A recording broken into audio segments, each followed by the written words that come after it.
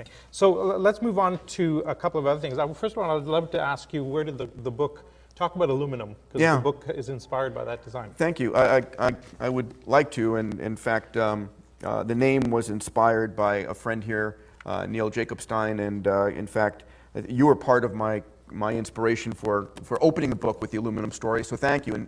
And doing that, actually, my wife Kristen created the design for this. So there's a great story that I think people need to understand, thanks, which talks about how to rethink. You see, in your life, you can think about scarcity or abundance, and it changes your view on your business, on your entrepreneurship, on your world, and how you live your life. Because realizing that most everything can be turned from scarcity to abundance with the right framework changes the way you look at opportunities. So there's a great story that I opened the book with, which is the story of Napoleon. Napoleon III in the 1840s invited the king of Siam over for dinner. And he ended up basically feeding all of his troops using silver utensils. Napoleon himself ate using gold utensils, which was the custom of the day. But the king of Siam was fed with aluminum utensils, because in the 1840s, aluminum was the most precious metal on the planet. You see, even though the Earth is made up of aluminum, 8.3% of the Earth's weight is aluminum, the atoms of aluminum. All the aluminum on Earth is bound with oxygen and silicates in what we call bauxite. So there's no pure aluminum. You can't go into the soil any place and just mine pure aluminum. All of it is bound with other elements. And it was so difficult to extract the aluminum out of the bauxite that it was worth more than gold and platinum. In fact, that's the reason that the tip of the Washington Monument got a capstone of aluminum, since it was built in the same time. And then this technology came along called electrolysis. And that technology made the extraction of aluminum so cheap that, you know, we throw it away. We think of it as a throwaway material, aluminum cans, aluminum foil. So that has colored my view on everything we think of scarce today.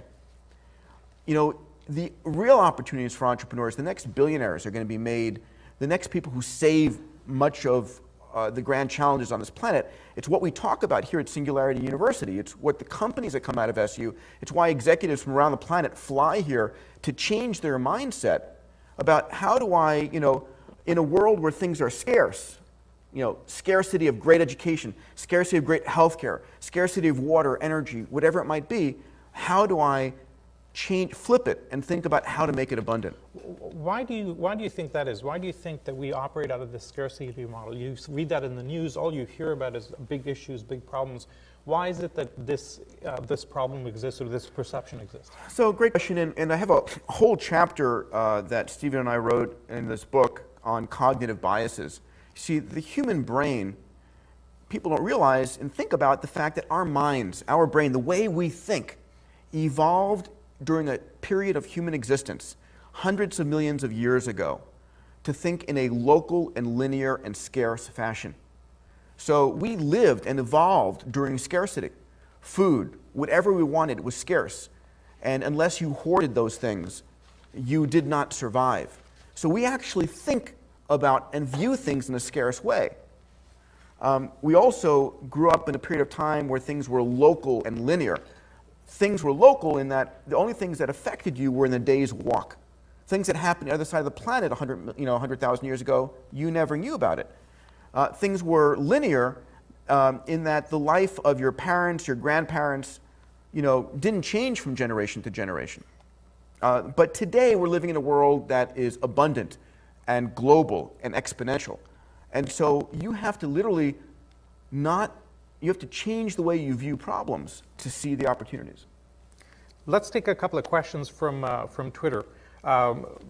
Open Sky asked the question, exponential technologies has thrived in nascent blue ocean industries. Will it impact industries owned by big old companies like energy, food, etc.? Yeah, so it's a great question. Thank you to Open Skies for asking that. I mean, ultimately, what we're seeing today is extraordinary. We are seeing the death of many 100-year-old billion-dollar industries. You think about publishing. You think about the film industry. You think about even the music industry. And the problem goes back to the local linear thinking. As humans, a lot of the CEOs and the board members in these companies think linearly. But they don't think exponentially. But exponential technologies sneak up on you and can blow you away. So if I were to take 30 linear steps, 1, 2, 3, 4, 5, I end up 30 meters away. And all of us can pretty much project where 30 meters are. You can point at it pretty accurately because we think in linear terms. But if I were to take 30 exponential steps, 1, 2, 4, 8, 16, 32, and I said where we're going to end up, you know, most people, we're sitting here in Mountain View, California at the NASA Ames facility right next to Google. Most people would say, oh, maybe I'm in London. You're going to end up 1 billion meters away. You're going to have orbited the planet 26 times in 30 exponential steps. And our inability to know that, understand that intuitively, is what literally disrupts entire companies and industries. So it's hopping on exponential technologies is what allows new companies to come out of no place. So you and I both met the early founders of Siri, which powers the iPhone 4S. They've been here at SU. A lot of the high-tech companies in the Silicon Valley come to Singularity University to meet our executives and to be part of the faculty. And one of the things that impressed me when I met them was when they started Siri, that was then bought by Apple, the technology to fulfill what they wanted to accomplish didn't exist. But they projected where would the technology be in 3 and 4 years, and they built their system to intercept it.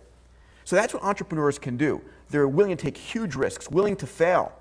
And that's where large companies won't do. And that's why we're living during the period of time of the greatest exponential technology and wealth creation ever. So, you know, YouTube, started by Chad Hurley, goes from startup to being sold to Google for $1.6 billion in 18 months. Groupon goes from 0 to 6 billion in 2 years.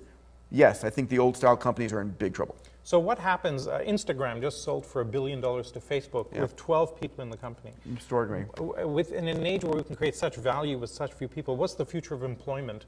A lot of people have concerns that we're entering a world where we have massive and critical and systemic unemployment. So this is a great question, and Stephen and I talk about it in one of the appendices of Abundance, that job creation is something we need to think about. A couple of points. Number one, as you well know, we are constantly reinventing the jobs on this planet. Go back 100, 150 years ago, and 2/3 of Americans were farmers. Now it's under 2%.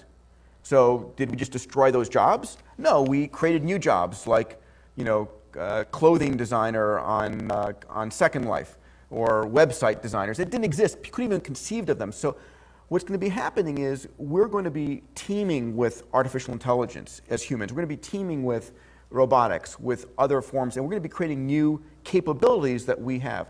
The second thing is, ultimately, jobs are a recent creation. The whole idea of a job is a recent creation.